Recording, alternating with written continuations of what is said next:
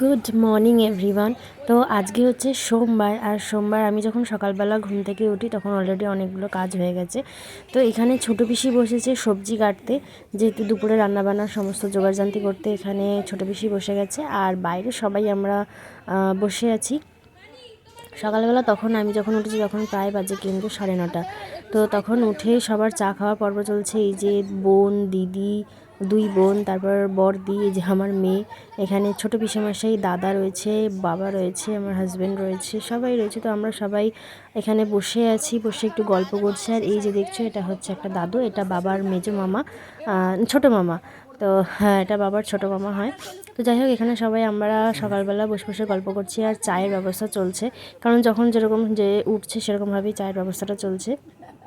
এই যে ও চা খাচ্ছে, তারপর আমি চা খাবো, আমার জন্য চা করা হচ্ছে। তো আর চাও চলছে, প্লাস সকালের খাবারও চলছে, দেখতেই পাচ্ছ ওরা সবাই খাচ্ছে। তো সকালের ব্রেকফাস্টে হয়েছিল রুটি আর আলুর তরকারি। তো এটাই ব্রেকফাস্ট ছিল। তো চলো আপাতত চাটা খাওয়া যাক। চাটা খেয়ে দিয়ে তারপরে কি ভিডিও করবো আমি ভাবছিলাম, তো প্রথম থেকে এটাই স্টার্ট করলাম। তো আপাতত চাটা খাই, তারপর তোমাদের বড় পিসির হোম ট্যুরটা দিয়ে দেবো, ভেবেছিলাম আজকে দেবো। তো এই যে সকালবেলা রেডি ফেডি হয়ে একটুখানি নিজে সাজগোজ করে আমি চাটা খেয়ে নিচ্ছি। চাটা খেয়ে দিয়ে তারপরে দেখছি তোমাদের হোম ট্যুরটা কখন দেওয়া যায়। তো চলো চাটা এনজয় করি। তো কালকে বিয়েবাড়ি থেকে এসেছিলাম, তখন প্রায় 12টা বেজে গেছিলো, 12:30 বাজে।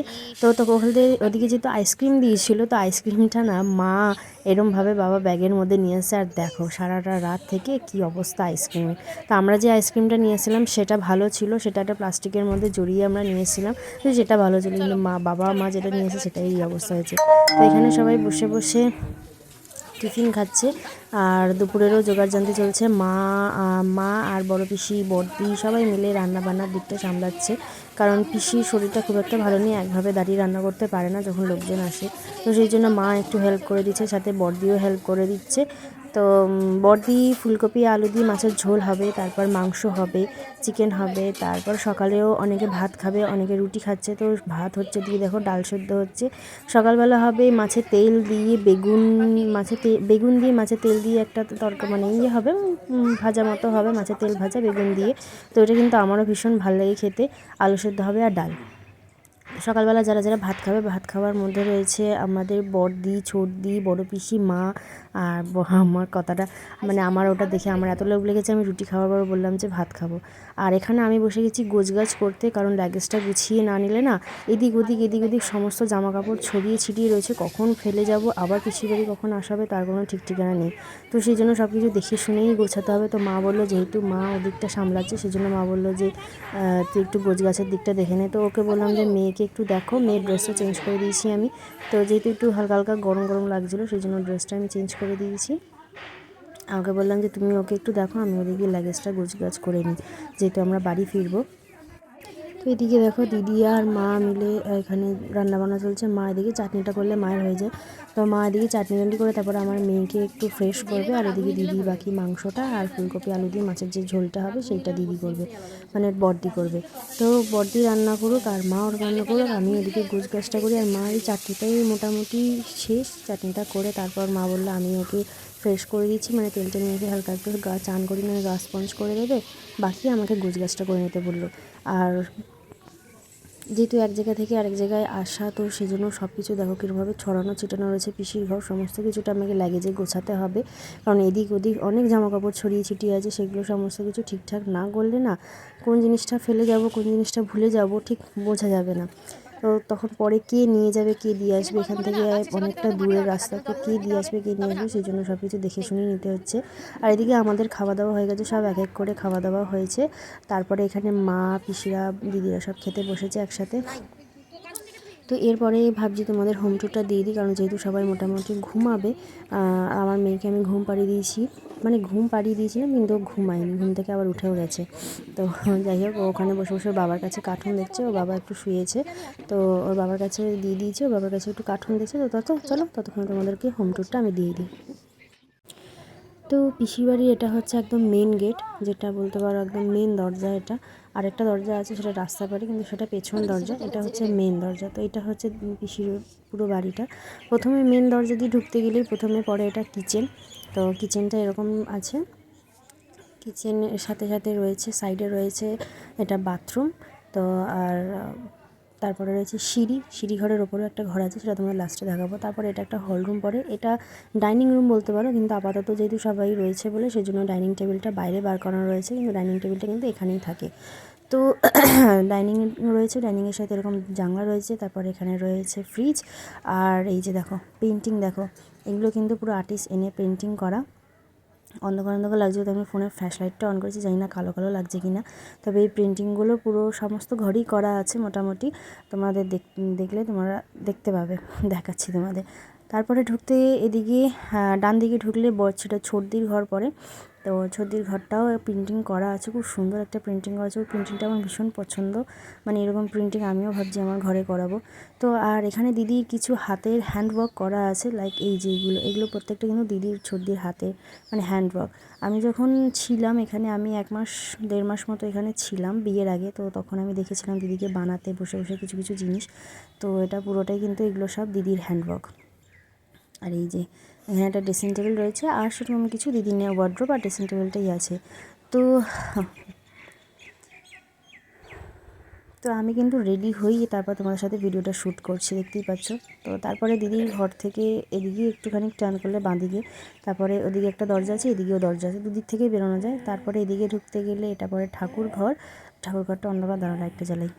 তো এই যে এটা হচ্ছে ঠাকুর ঘরের লাগোয়া একটা রুম রয়েছে, যেটা হচ্ছে পিসিদের ঘর। তো ছর্দির ঘর থেকে সোজাসুজি ঠাকুর ঘর দেখা যায়, আর পাশের ঘরটা হচ্ছে বড় পিসির ঘর।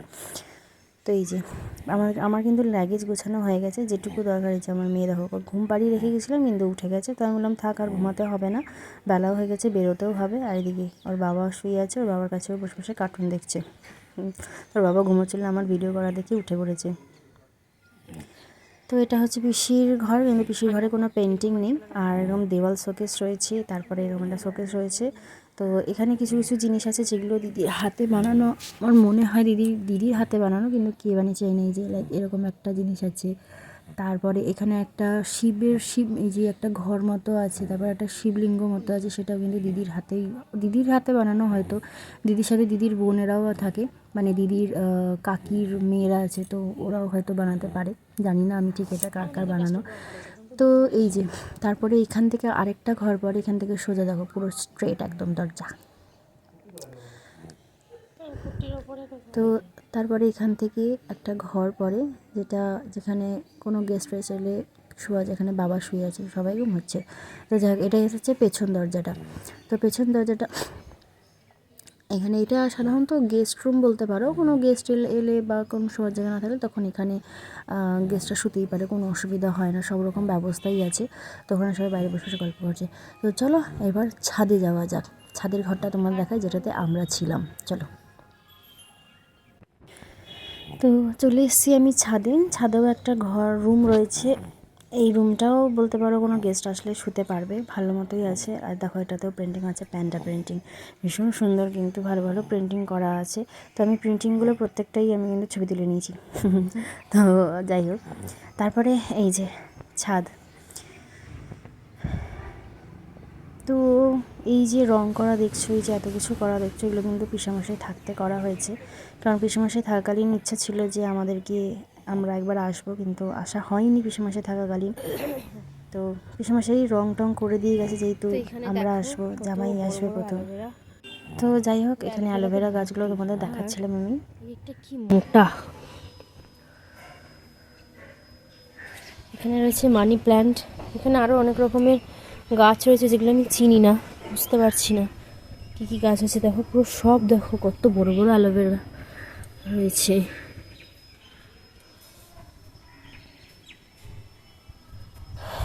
তো যাই হোক, এগুলো সব কী সব গাছ লাগিয়েছে জানি না। তো এইটা হচ্ছে আমার পিসির বাড়ি, বড় পিসির বাড়ি। আর যে দাদার বিয়ে ছিল সেইখানে অত আর যাইনি, সেই জন্য দেখানো হয়নি। আর পিসির বাড়ির সামনে এরকম মেন রাস্তা রয়েছে, আর এই যে গেট, পিসির বাড়ির এটা হচ্ছে গেট, এটা পেছন গেট, সামনের ফ্রন্টটা হচ্ছে ওইটা দিয়ে ফ্রন্ট এটা দিয়ে ঢুকতে গেলে ওটা ফ্রন্ট, আর বেশিরভাগ লোক এখান দিয়েই ঢোকে। তো এটা হচ্ছে গেটের এখানটা সাজিয়েছে, যেহেতু এটা রাস্তার ধারে সেই জন্য এটা এরকমভাবে সাজিয়েছে। ফুল হয় কিনা বলতে পারবো না, তবে এরকমভাবে সাজানো রয়েছে। এটা একটা ছোটো পিসির স্কুটি, এটা ছোট্ট স্কুটি। তো এবার একটু দেখা, এখানে আমার মেয়ের রয়েছে, মুখটা শুকিয়েছে কিনা আর একটু ভেজা। হ্যালো, মানে দুটো ব্লগ আমাদের মধ্যে আমি মানে এলাম, কারণ হচ্ছে অত টাইম পাইনি। ও সকালবেলা ওঠার পর, মানে কালকে যেদিন এলাম রোববার দিন, আজকে হচ্ছে সোমবার। তো যাই হোক, সোমবার থেকে সকালবেলাটা যখন স্টার্টিং করেছিলাম তখনও কিছু মানে বলতে পারিনি, মানে আসতে পারিনি সামনে। তো এখন প্রায় কটা বাজে তোমাদেরকে দেখালাম না, এখন প্রায় বাজে 3টে। তো সকাল থেকে উঠেছি, উঠে তারপর মেয়েকে করে তারপর সমস্ত ব্যাগটা দেখতেই পেলে যে কীভাবে ছড়ানো ছিটানো ছিল। তো যেহেতু একটা বিয়েবাড়ির অনুষ্ঠান রয়েছে, সেখানে তো ছড়ানো ছিটানো থাকবেই। তো সেই ব্যাগটা গোছাতেই মোটামুটি আমার ঘন্টাখানিক লাগলো। তো সব কিছু দেখে শুনে, তার মধ্যে আমার মেকআপ ব্রাশ আমি খুঁজে পাচ্ছিলাম না, তো সেইটা খুঁজছিলাম। তো সব কিছু নিয়ে একটা মানে একটু মেসি হয়েছিলাম, তো সেই জন্য আমি আর ব্লগও করিনি, ভিডিও করিনি। তো যাই হোক, এখন পিসির বাড়িতে খাওয়া দাওয়া হয়ে গেছে। খাওয়া দাওয়া করার পর এখন একটু ছাদে, মানে তোমাদেরকে পুরো বাড়িটা ঘুরিয়ে দেখালাম, কারণ পিসির বাড়ি এরপরে আবার কবে আসা হবে তার কোনো ঠিক ঠিকানা নেই, কারণ জানা নেই যে কখন আসা হবে আবার পিসির বাড়িতে। তো সেই জন্য একটু ঘুরিয়ে দেখিয়ে দিলাম। তো এরপরে রেডি হব, কারণ ড্রেস পরিয়ে নিয়েছি, এরপরে রেডি হব। আর এখানে প্রচণ্ড ঠান্ডা, কলকাতা থেকে এখানে ভীষণ ঠান্ডা। কালকে তো বিয়ে বাড়িতে, মানে ওই বাড়িতে তো এত ঠান্ডা বলার মতো না, ঘরের মধ্যে বসতে পারছি না, এত ঠান্ডা। তো যাই হোক, এবারে একটু রেস্ট করে রেডি ফেডি হয়ে তারপর বেরোবো এখানে, কারণ এখানে মোটামুটি 7টার পর আর কিছু গাড়ি ঘোড়া পাওয়া যায় না। 7টা মানে অনেকটা রাত হয়ে যাবে, অনেকটা রাত হলে ঠান্ডাও প্রচুর। তো সেই জন্য ভাবা হয়েছে তাড়াতাড়ি করেই বেরিয়ে যাওয়া হবে। এখন মা খাচ্ছে, সবার খাওয়া হয়ে গেছে, সবাই একটু শুয়েছে। তো চলো দেখতে থাকো, আশা করি ভালো লাগবে। আর বাড়িতে যাওয়ার পর আমি ভিডিওটা আবার করতে পারবো কিনা জানি না, তবে চেষ্টা করবো লাস্ট এন্ডিং কিছু ভিডিওটা করার। তো যাই হোক, আপাতত চলো নিচে যাই, নিচে গিয়ে রেডি হই, কারণ আমার রেডি হতে তো একটু সময় লাগবে। তো চলো রেডি হই, মেয়েকেও রেডি করাতে হবে। এখানে অ্যালোভেরা গাছগুলো দেখে আমার এত লোভ লাগছে, বলার মতো না, মনে হচ্ছে নিয়ে চলে যাই। তো যাই হোক, চলো নিচে যাওয়া যাক। মোটামুটি জামা কাপড় নিয়ে নিয়েছি, বাকি একটা ব্যাগ আছে আর একটা আমার মেয়ের জামা আছে, সেটা পরে নেবো। আপাতত নিচে যাই, চলো আপাতত নিচে যাই, চলো টাটা। নিচে একটা পড়ে রয়েছে, কি দেখ এটা বিনা ভিডিও তুলে আসতে। ইয়েস, ওই ব্যাগটা কি করলো, কোথায় ঢোকালো? বড় ব্যাগটা না, সাদা ব্যাগটা। ওই তো ওইটার মধ্যে সব সাদা যেটা আমি সব ওটার মধ্যে। জলের বোতলটাও নিচে আছে, জলের বোতল এখানে, ওটা তো ওখানে আছে, আমাদেরটা নিচে আছে। জলের বোতল এখানে, মোজাটা কার আছে? ওটা তুমি আমাদের জলের বোতলটা ভরতে হবে তো। আমাদের জলের বোতল শুধু আছে নিচে, এই ব্যাগে, হ্যাঁ, এই ব্যাগে। আচ্ছা দেখো, বুদ্ধি দেখো। তো ফাইনালি বাড়িতে চলে এসেছি। আর বাড়িতে আসার পর একটা পার্সেল এসেছিলো আমাদের আজকে, তো সেই পার্সেলটাই তোমার সামনে ওপেন করছি। এই পার্সেলটা রয়েছে আমার মেয়ের জন্য, বেসিক্যালি আমি নিয়েছি অনেকদিন ধরে। বাবা দেখবি, এই পার্সেলটা আমি নিয়েছি, যে ম্যাজিক বুক। তো এগুলো না বাচ্চাদের প্র্যাকটিসের জন্য ভীষণ ভালো। তো ওদের ভীষণভাবে ইনক্রিজ হয় এটার জন্য। তো এটা আমি ভেবেছিলাম বইটা হয়তো বড়, কিন্তু বইটা খুবই ছোট। মানে আমি যেটা ভেবেছিলাম সেরকমভাবে বইটা বড় আসেনি, আমি ভেবেছিলাম হয়তো বইটা ছোট। তো এখানে অনেক রকম 4 রকমের বই দিয়েছে, একটা নাম্বার আছে, অ্যালফাবেট আছে, ম্যাথ আছে, আর ড্রয়িং আছে। তোমার মা বাড়িতে এসেছে, আপনারা দেখতে দেবেন। ড্রয়িং আর ম্যাথটাও পারবে না, কারণ ম্যাথটা হচ্ছে তোমাদের 1 + 2 3, 3 + 1 2, 3 + 1 4 এরকম টাইপের আছে। তো সেটাও এখন করতে পারবে না, ও শুধু নাম্বার অ্যালফাবেটটাই হবে। আর একটা পেন দেয়, একটা 10টা রিফিল, তার সাথে একটা পেনের কালি মোছার জন্য যে রাবারগুলো পাওয়া যায় সেই রাবারগুলো। তো দেখতেই পাচ্ছ এই যে নাম্বারের বই, এগুলো কিন্তু নাম্বার দেওয়া রয়েছে। নাম্বারের ওপরে শুধু ওখানে ও পেনটার মধ্যে দিয়ে হাতটা বোলাবে, আর এটা কিন্তু ম্যাজিকের মতো কিন্তু কালারটা উধাও হয়ে যাবে।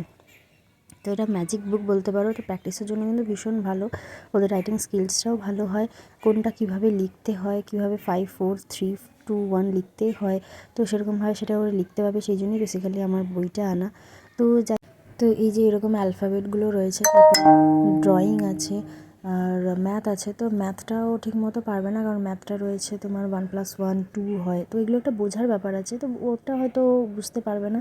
তো এরকম ড্রয়িং রয়েছে যে স্ট্রেট লাইন করলে কী কী ড্রয়িং হতে পারে, তারপরে স্ল্যাব লাইন করলে কী কী ড্রয়িং হতে, স্লিপ লাইন করলে কী কী ড্রয়িং হতে পারে, তো সেইগুলো অতটা পারবে না করতে, সেই জন্যই ভেবেছি যে না, ওকে দেবো না। এই যে ম্যাথটা হচ্ছে এইরকম 4+-2 কত হয়, তারপর 1+1 2 হয়, তো এগুলো পারবে না, আমি দেবো না। তো এগুলো কিন্তু পেন দিয়ে লিখলে অটোমেটিক্যালি আউট হয়ে যাবে, বা পেন এটা দিয়ে মুছতেও তুমি পারবে। তো চলো, আজকের ভিডিওটা আমি এখানেই এন্ড করছি, আশা করি তোমাদের ভালো লাগতো। তো চলো, টাটা, গুড নাইট, আপাতত